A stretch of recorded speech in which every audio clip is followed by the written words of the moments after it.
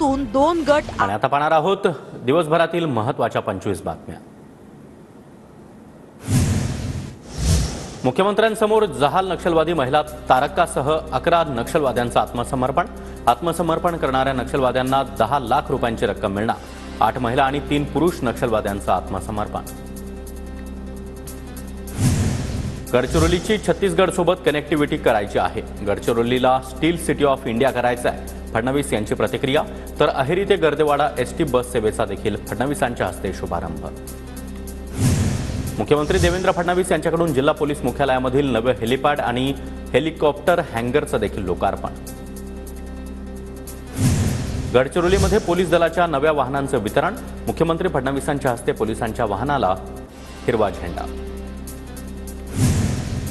निवडणुकीनंतर मराठी माणसांविरोधात दंडेलशाही, महिलांविरोधातील अत्याचारामध्ये वाढ, महिलांबाबतच्या तक्रारीसाठी संपर्क कक्ष सुरू करा, मनसे अध्यक्ष राज ठाकरेंचे कार्यकर्त्यांना आदेश।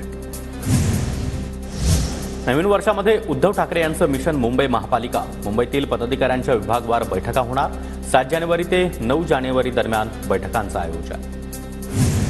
स्थानिक स्वराज्य संस्थांच्या निवडणुकांकडे सर्वपक्षीय कार्यकर्त्यांचं लक्ष।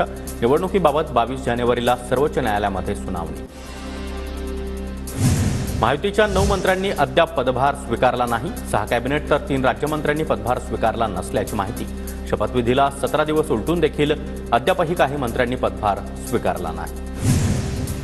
या आठवड्यामध्ये मंत्री पदभार घेतील। काहींचे पूर्वनियोजित कार्यक्रम तर काही जण विदेशात गेल्यात। मंत्र्यांकडून पदभार न स्वीकारण्याच्या प्रश्नावर चंद्रशेखर बावनकुळेंची प्रतिक्रिया। मेघना बोर्डीकर यांनी मंत्रिपदाचा पदभार स्वीकारला। नवीन वर्षामध्ये नवीन उमेदीनं काम करायला सुरुवात करणार, मेघना बोर्डीकर यांची प्रतिक्रिया। सावकारे आणि आणखी एक व्यक्ती मध्ये आल्यानं मंत्रिपद हुकलं। मात्र पुढच्या 2.5 वर्षांनी जिल्ह्याच्या विकासाचा रथ असाच पुढे नेऊ। मंत्रिपद न मिळाल्यानं अर्जुन खोतकर यांच्याकडून खंत व्यक्त। राज्यातील औषध खरेदीची तपासणी करण्याचे आदेश दिले। दोषींवर कठोर कारवाई करण्यात येणार। आरोग्यमंत्री प्रकाश आंबेडकर यांची माहिती। उद्या दुपारी 12 वाजता कॅबिनेटची महत्त्वाची बैठक। सर्वच मंत्र्यांना हजर राहण्याचे आदेश। राज्यामधील कायदा सुव्यवस्थेवर मुख्यमंत्री फडणवीस मंत्र्यांसोबत संवाद साधणार।